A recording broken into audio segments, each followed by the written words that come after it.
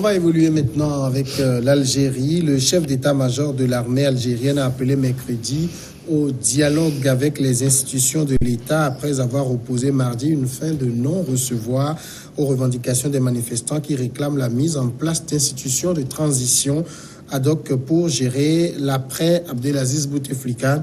Je demeure entièrement convaincu qu'entamer un dialogue constructif avec les institutions de l'État est l'unique moyen pour sortir de la crise, a affirmé le général Ahmed Gaïd Salah dans une déclaration publiée mercredi sur le site du ministère de la Défense. Ce dialogue, a-t-il insisté, est la voie la plus judicieuse pour présenter des propositions constructives, rapprocher les points de vue et atteindre un consensus autour des solutions disponibles. Jérôme Sossou, on s'interrogeait sur ce même plateau hier en parlant de l'Algérie sur le rôle même que joue le général Gaïd Salah, parce qu'il est quasiment dans une posture de chef d'État là, alors qu'il y a un président intérimaire. Oui, mais de toute façon, c'est l'armée qui a favorisé le départ de Bouteflika. Et donc, l'armée ne voulait pas lâcher complètement ce pouvoir-là, même si la population ne voudrait même plus entendre parler de quelqu'un qui a déjà fait avec le pouvoir Bouteflika. Et donc, c'est de bonne guerre de la manière dont le général voit et la chose.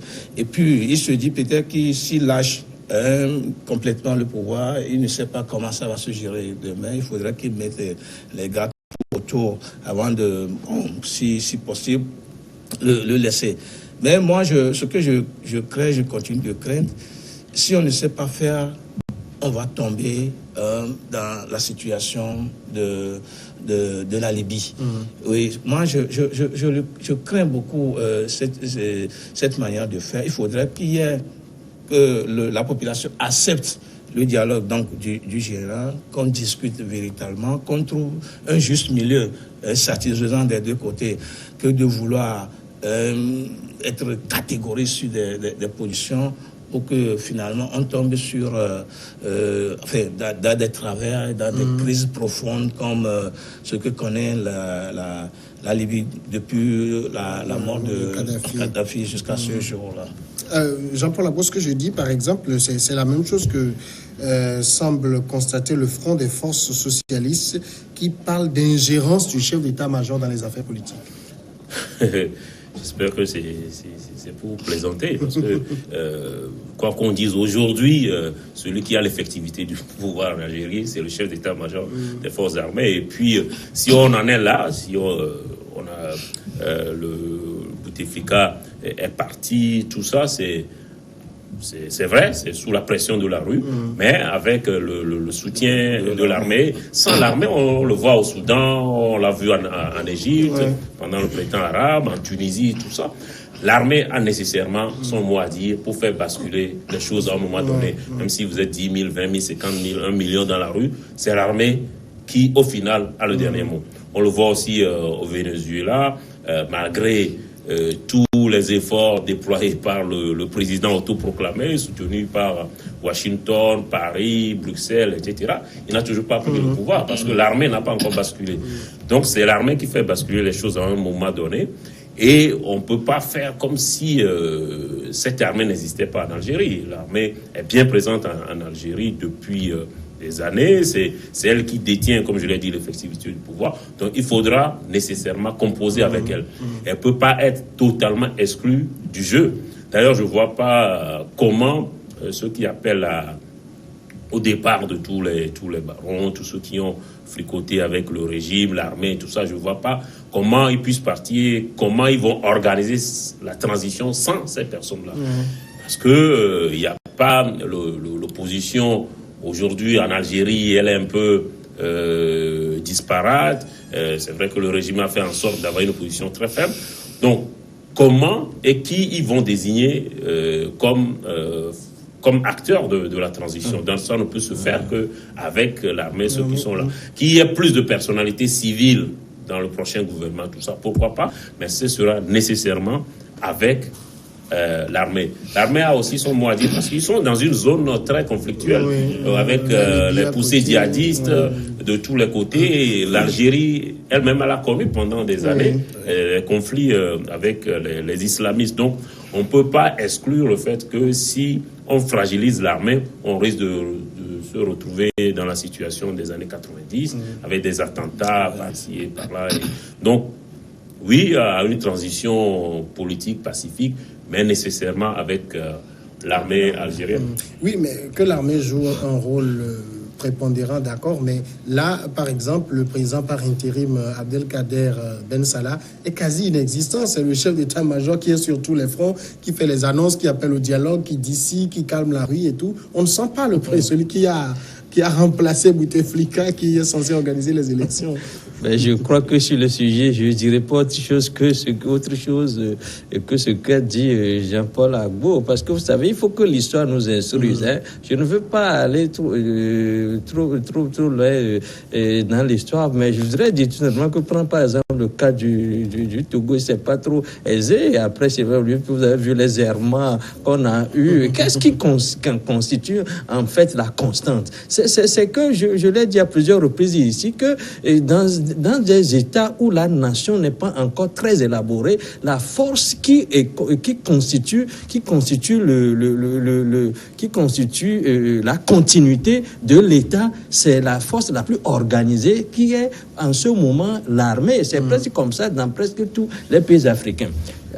Je voudrais ajouter en deuxième position que quand vous prenez par exemple le cas particulier de l'Algérie, il faut quand même qu'on se rappelle que depuis l'indépendance en 1961, je crois, de l'Algérie qui a eu une très longue guerre contre la France pour acquérir, et que c'est l'armée-là qui est revenue au pouvoir triomphal, que c'est cette armée-là qui a détenu le pouvoir-là jusqu'à présent, et qu'aujourd'hui, on est en train de solder les passifs les résidus des passifs de ce pouvoir-là, avant de vouloir aller à un gouvernement civil. Parce qu'en 90, ils ont voulu faire la démocratie, ils se sont rendus compte très rapidement que les islamistes ont voulu... ils ont gagné les élections.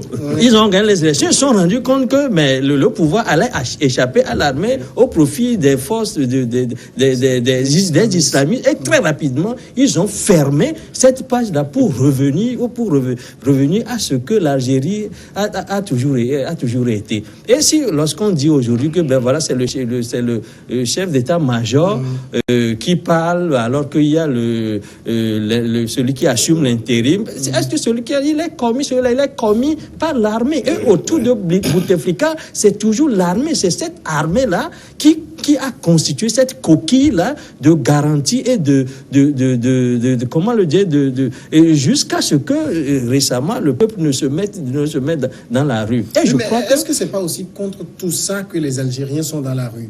Voir cette omniprésence de l'armée chaque fois dans le jeu politique, c'est comme elle ne fait même plus semblant, elle assume ce rôle. Mais c'est un État qui est vécu jusque-là. Mais on l'a dit ici, si on évacuait tous ces gens-là qui sont au pouvoir, on les remplace par qui? Parce que la rue n'est pas, à ce que je sache, une force organisée pour prendre le pouvoir. Quelle est cette figure tutélaire de la rue aujourd'hui et qui peut prendre le pouvoir si la rue prend le pouvoir, qui va lui garantir? Voilà, je crois qu'il y a un problème. Non, je crois que au départ, il est difficile de faire évincer cette armée-là, parce que ça va libérer, ça va être le chaos total. Mais c'est que l'armée ne veut pas lâcher le pouvoir parce qu'il s'agit d'une armée qui a fait la guerre de l'indépendance, qui est restée au pouvoir pendant, je crois, une cinquantaine d'années. Mais l'armée est en train de voir comment faire pour associer les civils pour que ce soit un pouvoir démocratique, mais qui ne soit pas un pouvoir tel qu'ils ont voulu le vivre avec le Front islamique du salut. Et je crois que sur ce plan, ils sont en train de copier sur le modèle soudanais, parce qu'entre-temps, ils ont dit que, voilà, et c'est le colonel, le chef d'état-major avait dit, et tout doit se jouer quand même dans le cas des institutions. Mais aujourd'hui, je crois qu'ils sont en train de reculer un peu quand même pour dire qu'il faut aller vers une composition d'un gouvernement qui associe ceux qui sont dans la rue. Et je crois que ça va être une solution salutaire pour que le chaos ne s'installe pas et pour que le démons-là de la guerre ne reviennent pas au devant de la scène. Mais quand l'armée invite au dialogue en Algérie, est-ce que ça va être un dialogue sincère? Ben, on ne peut pas sans faire le dialogue savoir s'il est censé ou non. Il faut aller au dialogue. Mais de toute façon, lorsqu'on aura fini avec toutes les batailles, lorsqu'on aura fini cette guerre, je crois que ce à quoi on revient, c'est toujours le dialogue. Pourquoi ne pas le tenter? Pourquoi ne pas le tenter au départ et en prendre acte de son échec ou de l'avantage qu'il a procuré à tous les protagonistes? Oui, aller au dialogue où on se demande si l'armée serait sincère pour ce dialogue-là. Moi, je crois, oui, si l'armée regarde effectivement ce qui se passe jusqu'à ce jour, je crois que l'armée est condamnée à être sincère dans ce dialogue-là. Si l'armée n'est pas sincère dans le dialogue, je crois que la rue va reprendre encore. Et si la rue reprenne, ça serait un chaos total. Et donc, moi, je crois que les gens prendront conscience. Et c'est pour ça, justement, que l'armée même appelle au dialogue. Et moi, je demanderais plutôt aux contestataires d'accepter ce dialogue-là, de composer avec l'armée, puisque c'est l'armée qui va assurer.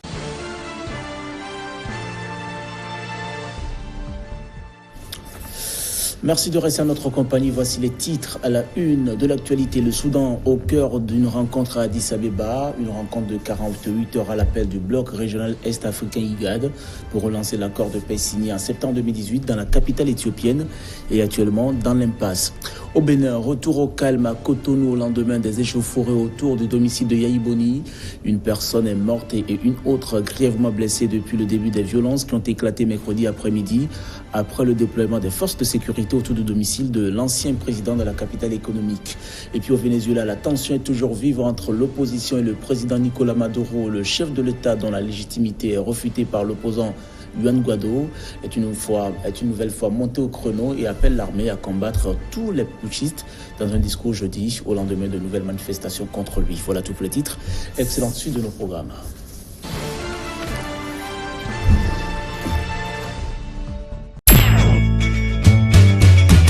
Are you an advertiser? Do you have products? Would you like to show your commercials on the New World TV channels? Quickly contact the sales department at 22551933 or on our WhatsApp number 70267676 or 96939310 or on our email commercial@newworldtv.com. Do you want a television that is engaging? Then watch our 8 channels and let yourself be transformed. New World Info French keeps you up to date on current affairs and presents you with programs on politics, economic, social topics and influential films in French. With New World Info English, watch news and current affairs programs in English. New World Cinema brings you movies of all kinds, series and sequel, telenovelas, and youth entertainment for your moment of relaxation. New World Transnat, an innovative channel exclusively dedicated to programs in vernacular and local dialect, a common band to African countries for promoting local languages. New World Magazine presents you with cultural programs of all forms through educational and fun programs. New World Music, the top music of all ages and kinds. You will enjoy the diversity of African, American, European, Asian, gospel music and many more. New World Sports 1 brings you all the statistics and features on sport disciplines in Africa. With New World Sport 2, watch big championships and tournaments live and all sport disciplines in Europe and around the globe. New World TV, a channel that transforms you.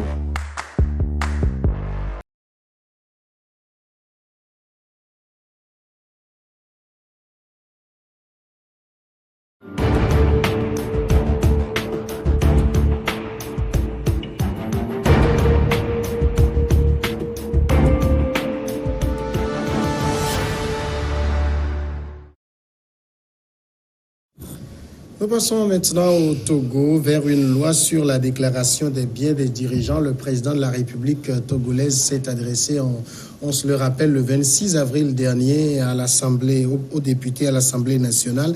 Et entre autres sujets évoqués par le chef de l'État, il y a la déclaration des biens des hauts responsables. Le président a annoncé la mise sur pied très prochainement,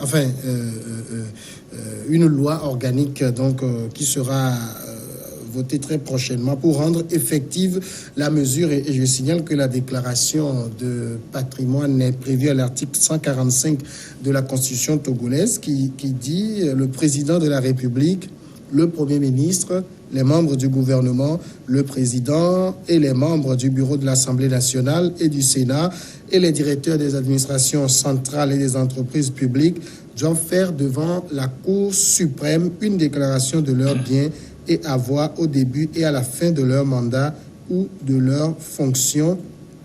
Alinéa 2, une loi détermine les conditions de mise en œuvre de la présente disposition. Jean-Paul Agbo, déjà en disant qu'une loi détermine cela, est-ce que ça ne rend pas un peu lourd de la mesure? Non, souvent quand la Constitution prévoit des dispositions, c'est plutôt en termes généraux. Maintenant, la loi vient préciser, comme c'est clairement écrit, les conditions dans lesquelles justement ces dispositions vont être mises en œuvre. Donc, que le président dise aujourd'hui qu'une loi organique va venir organiser tout ça, justement, je crois que c'est dans la logique, c'est dans la logique des choses, dans la logique juridique. Ce qu'on peut se demander, peut-être, c'est pourquoi maintenant, pourquoi ça n'a pas été fait avant. Mais qu'une loi le fasse, c'est tout à fait logique.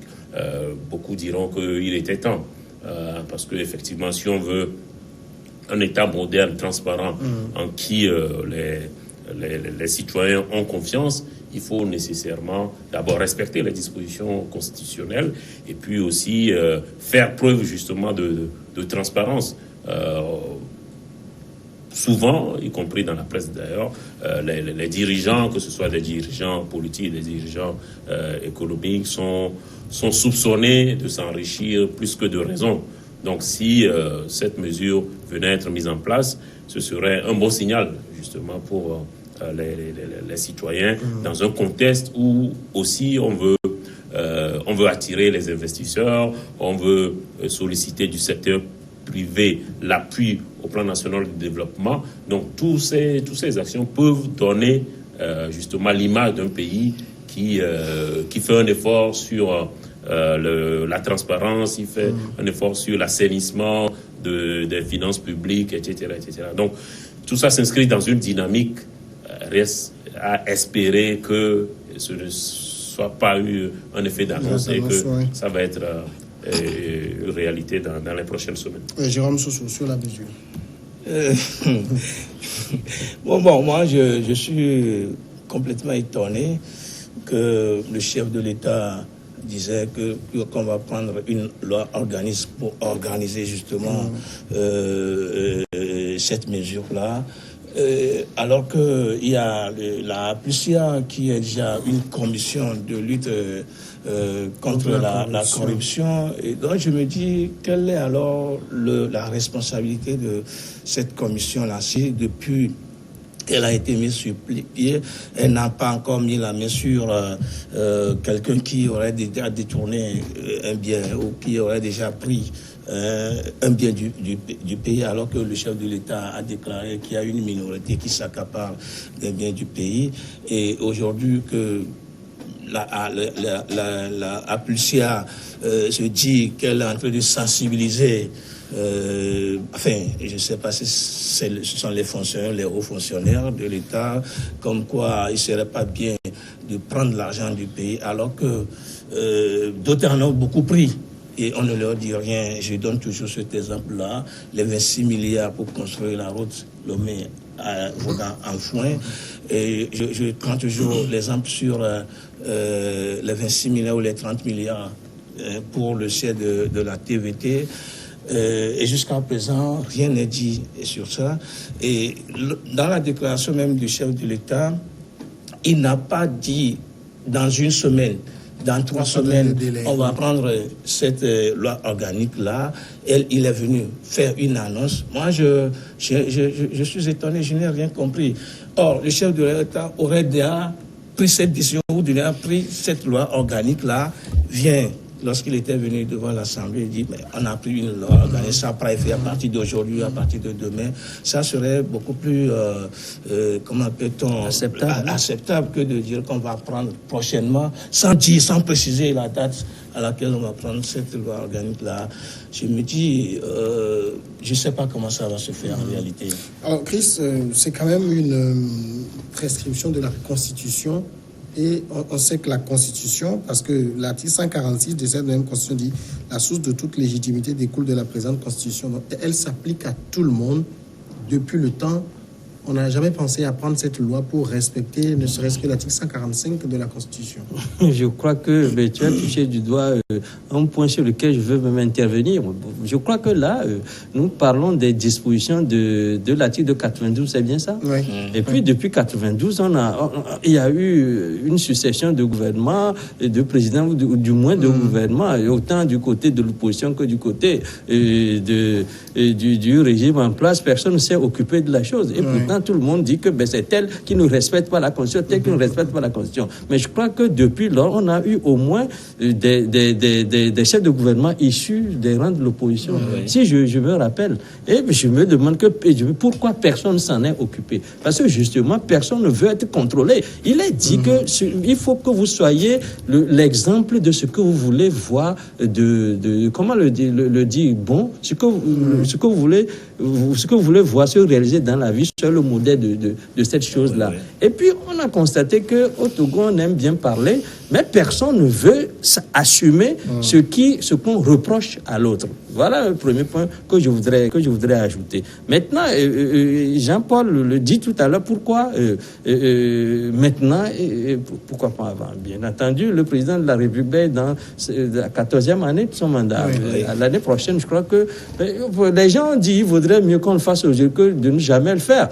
Et bon, on espère en tout cas qu'une fois que c'est dit, que nous prenons acte de cette déclaration-là et nous espérons que cette déclaration-là se traduise en acte, parce que aujourd'hui, je crois que dans un État où les ressources sont rares, il faut que il faut une bonne gestion de ces ressources-là pour que la distribution soit bien faite et que tout le monde puisse en bénéficier. Or, l'un des maux dont souffrent les jeunes États des pays, pas seulement en Afrique, de par le monde, c'est la corruption, les détournements, etc.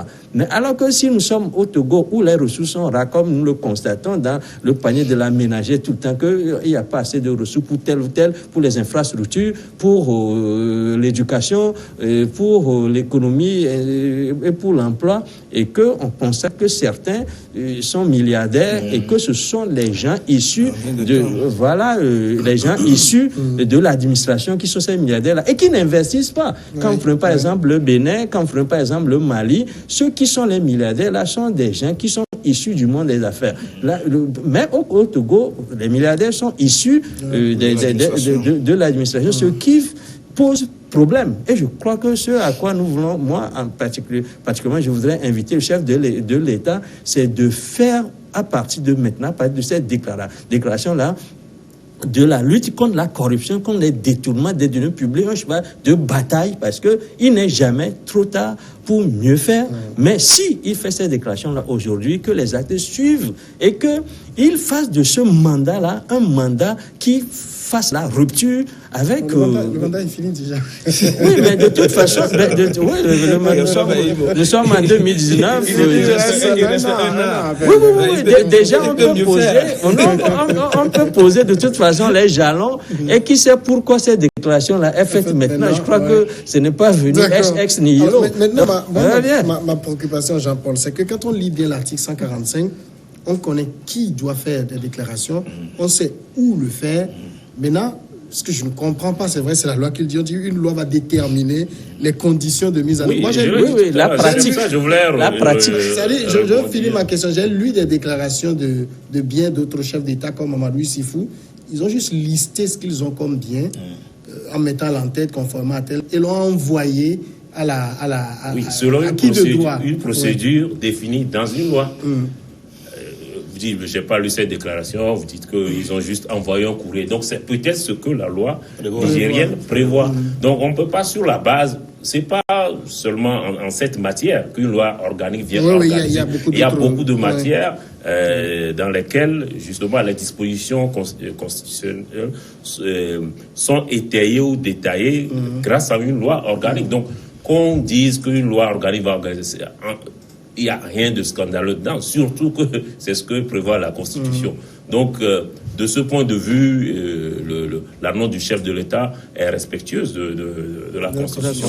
La deuxième chose que je voulais ajouter par rapport à ce que Jérôme a dit, je pense qu'il ne faut pas confondre en fait l'objectif, même si peut-être les deux objectifs se rejoignent, ce que fait le haute autorité, la PLUSIA, et puis cette déclaration, cette nécessité de faire une déclaration des biens, même si au final l'objectif c'est de lutter justement contre l'enrichissement illicite, la déclaration permettant de voir la variation. Mais la déclaration, c'est pas la Cour suprême ne va pas procéder à des enquêtes, à des investigations sur la provenance des biens déclarés. La Cour suprême constatera simplement que vous avez déclaré 2 maisons lorsque vous avez été nommé ministre en 2010, et puis après vous en avez déclaré 20. Maintenant, la PLUSIA, etc., peuvent se saisir de ça. Comment vous avez fait? Vous gagnez 2 millions par mois. Donc, c'est deux rôles complètement différents. Et la troisième chose, c'est sur la loi. Jérôme regrettait que le chef de l'État ne soit pas venu avec une loi en disant, mais en fait, c'est le Parlement qui vote la loi. Le chef d'État ne peut pas venir avec une loi. C'est le Parlement. Donc, il invite le Parlement à se saisir de ça. C'est là où je rejoins Chris. Parce que, effectivement, même s'il y a eu des premiers ministres, il n'y en a pas eu beaucoup, on pourra dire qu'ils n'ont pas véritablement l'effectivité du pouvoir. Mais on a eu des députés issus de l'opposition. L'initiative de la loi appartient aussi aux députés et au gouvernement.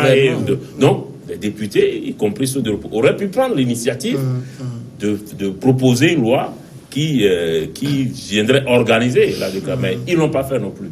Donc je rejoins ce qu'il a dit. Peut-être que personne n'a envie, comme dit. Regardez un peu. Mais en tout cas, pour moi, c'est aussi, effectivement, c'est fait. Ce serait une bonne chose.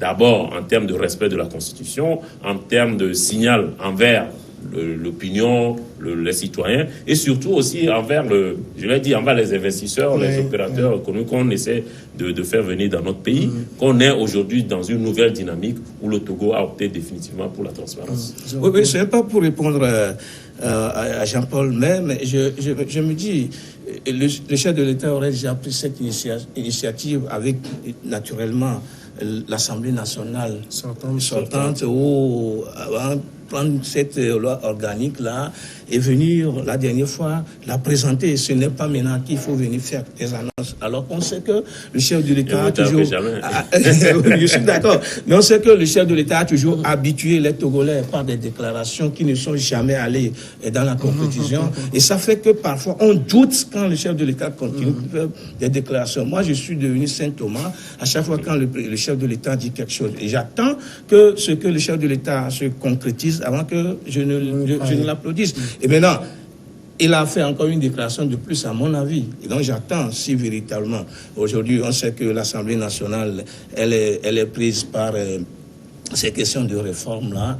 M. Truman disait que la semaine prochaine, ils vont statuer sur rien que les questions de réforme. Donc, j'attends, après les réformes, que c'est très important qu'on prenne cette loi organique-là pour décourager, du moins, ceux qui ont toujours tendance à voler, tous ceux qui ont toujours tendance, à chaque fois qu'un programme arrive, eux, ils ont déjà un autre programme dans le programme. S'enrichir pour rien du tout, alors qu'il y a la grande majorité qui continue de copier sur le coup de la misère. Chris Ega, finalement, c'est pour toutes ces personnes qui ont occupé de hautes fonctions et qui n'ont jamais déclaré leurs biens, l'argument, c'est qu'il n'y avait pas de loi organique. De toute façon, ils ne vont pas le faire comme ça.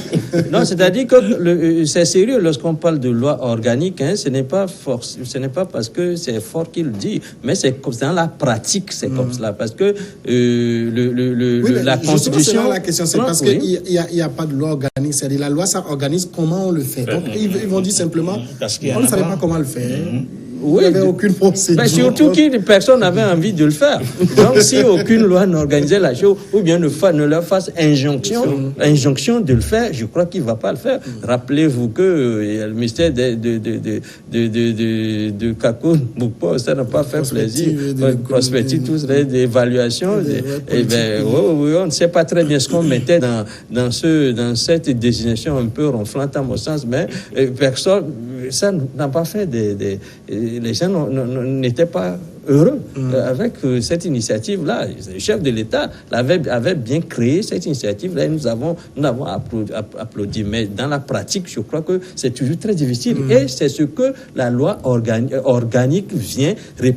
Quelle sera la pratique de la chose concrètement? Comment est-ce que ça se fait? Si cette loi organique-là n'existe pas, il va de soi que personne ne prenne l'initiative d'aller déclarer ses biens. Et pourquoi déclare-t-on les biens? Certains croient que ça ne servira même à rien, ça ne va pas empêcher les gens de détourner parce qu'ils vont peut-être mettre les biens là dans le compte de telle fille, de telle copine, etc. Mais je veux dire quelque chose. C'est-à-dire que vous pouvez le faire comme ça, mais peut-être que vous passez. Mais et si un jour, celui dans le compte, vous avez inscrit ce patrimoine-là, et s'il déclare tout simplement que cela lui appartient, vous allez saisir en ce moment-là quel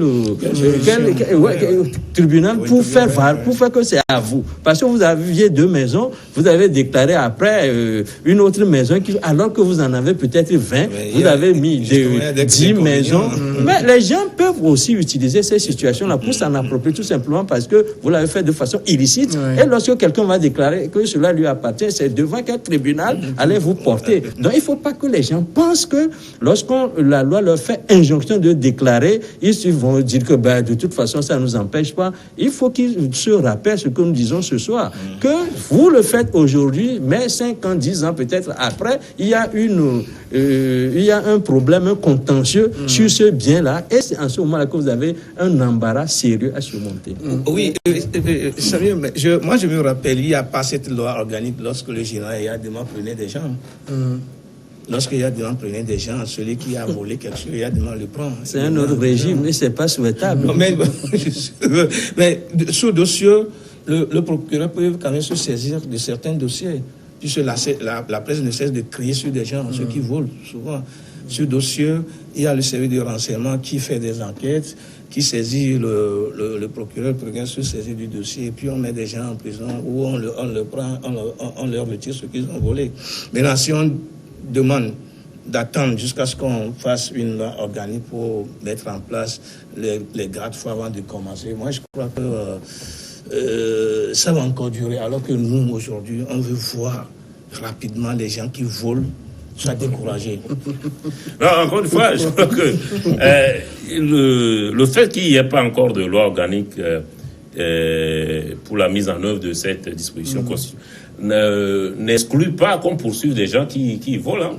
S'il est établi qu'il y a eu détournement dans un ministère, dans une entreprise, même sans déclaration de biens, le procureur ou la Plucia, même si moi j'ai un peu de réserve par rapport à tout ce qui est commission d'enquête, commission de poursuite, je crois que la justice est là, comme ça se fait dans les grands pays, lorsqu'il y a des soupçons, des détournements, de vol, d'autres choses de ce genre. Je crois que la justice devait normalement se saisir du dossier et puis instruire.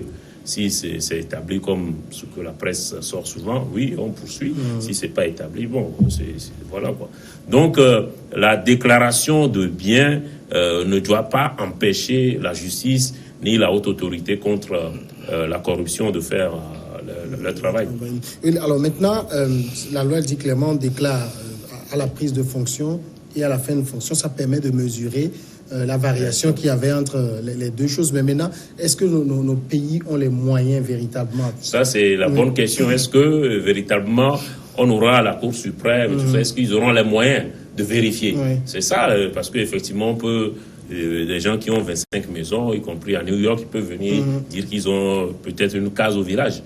Bon, est-ce que effectivement ça c'est une autre question, parce que justement une autre façon aussi de rendre inopérante une institution, c'est de la priver de moyens. Oui. Donc si la Cour suprême n'a pas de moyens de vérifier si vous avez véritablement combien de voitures, combien d'actions vous avez dans telle société, etc., en fait, ça ne servira pas à grand-chose. Il n'y a que ce qui est visible, que peut-être le déclarant sait qui est visible, c'est ce qui sera déclaré. Après, ce qu'on a dans les pays, dans les banques, les paradis fiscaux, etc., il est très peu probable que les gens viennent déclarer cela et que la Cour suprême ait les moyens d'aller vérifier effectivement cela.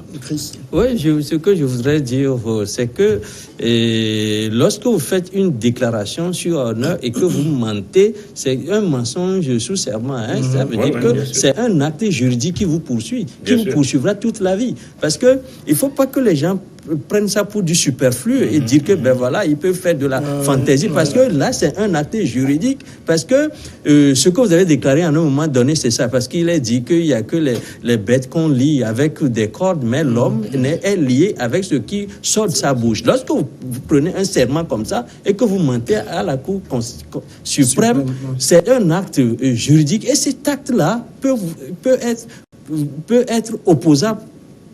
Vous serez opposable plus tard.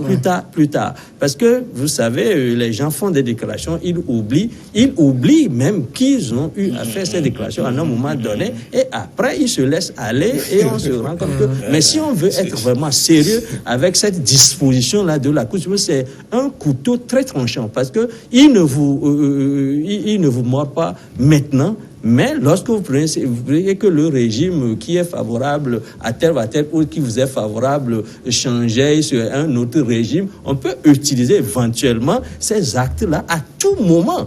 Parce que vous ne pouvez pas vous dire qu'aujourd'hui, ce sont mes amis qui sont au pouvoir, et puis il se peut être que c'est farfelu, cette loi-là.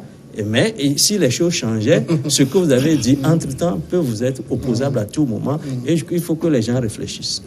Oui, mais si la Russie a des difficultés, même aujourd'hui, à faire son travail, si la Cour des comptes, depuis qu'elle est mise sur place et sur pied, jusqu'à ce jour, on ne connaît aucun résultat probant. Je crois que ça serait aussi difficile à la Cour suprême de faire son travail. Et ce que je me dis encore, c'est que ceux qui vont aller faire ce travail-là, ce sont des humains. Ils peuvent aussi être corrompus. Je n'en sais rien, mais tout est possible. Si même on a la volonté, on peut arriver à faire du moins une partie de la chose. On choisit des gens, peut-être de bonne foi, on les envoie. Bon, je ne sais pas si ça peut être possible, mais bon, il faudrait qu'on ait la volonté de mettre la nation devant. Puisque tout ce qu'on dit ici, c'est la nation. Tout l'argent qu'on vole, si on le laisse pour le pays, je crois qu'aujourd'hui, le chef de l'État ne va plus courir à travers le monde entier pour chercher les institutions pour son plan plan national de développement. Je crois, à mon avis, qu'il faudrait qu'on commence par décourager forcément ces pilleurs-là. C'est pour ça que je rejoins même le grand frère, que si quelqu'un s'amuse à dire, bon, moi j'ai déclaré un micro alors qu'il en a plus de 5 et que demain, bon, il pense que les 4 autres micros-là ne seront pas découverts, ce serait tant pis pour eux. Alors maintenant, est-ce que ça va avoir, quel est l'impact recherché? Parce que je pense par exemple à certains pays où, si vous voulez être ministre, il y a un certain nombre de choses. Je me rappelle ce qui a fait quitter son nom m'échappe encore. En tout cas, il y a des gens qui quittent le gouvernement parce qu'on découvre qu'ils le ministre français. On découvre qu'ils ont des biens à l'étranger et tout. Ouais, c'est selon ce que vous auriez déclaré un peu plus tôt. Alors qu'ici, quelqu'un peut venir déclarer n'importe quoi. Après, bon, il y a rien, quoi. Oui, c'est une déclaration sur l'honneur. Oui. Donc, on présume que vous avez dit la vérité. Déclaré est conforme à la réalité. D'une bonne foi. Maintenant, si derrière on découvrait que vous n'avez pas dit la vérité, là vous tombez sous le coup de l'ordre. Si un jour, encore un exemple, quelqu'un qui déclare qu'il a juste une case au village et qu'un jour, Triangle des Enjeux publie un titre foncier de 5 maisons. Et moi, je vais le publier si je tombe sur le donc dossier. Là, on se rendra compte qu'il y a... Les gens croient que... on espère que la sanction aussi va suivre, parce que l'un des problèmes aussi dans notre pays, c'est l'absence de sanctions.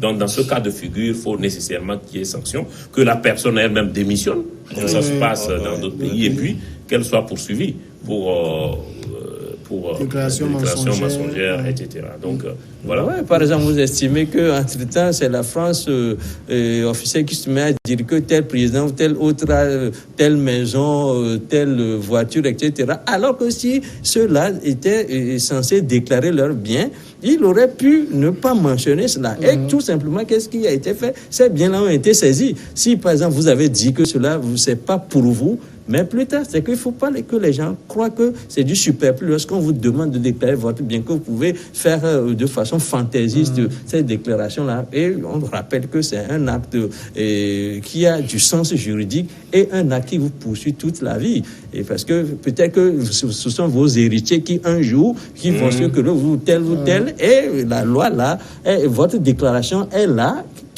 on peut leur opposer, dire que, ben voilà, tel moment, vous avez déclaré que vous n'avez ceci. Or, le bien dont on parle là, c'est un bien dont la possession remonte au moment où vous avez fait cette déclaration. Donc, je crois que ce que nous attendons du chef de l'État, moi, personnellement, je l'ai encore dit, c'est que maintenant, il a fait une déclaration et on le rappelle encore que ce qu'il est sorti de sa bouche, il faut qu'il l'applique. Je trouve qu'il serait aussi nécessaire que la population accompagne ce processus-là, parce que je crois on est pas en tombant dans la délation non plus. Non, justement, parce que quand quelqu'un va dire que celui-là a beaucoup de choses, je crois que le service de renseignement là pour faire des enquêtes. Je crois que merci beaucoup à Jean-Paul Aguaro, Chris Sega et Jérôme Sossou. Merci à vous tous de nous avoir suivis. On se retrouve encore demain.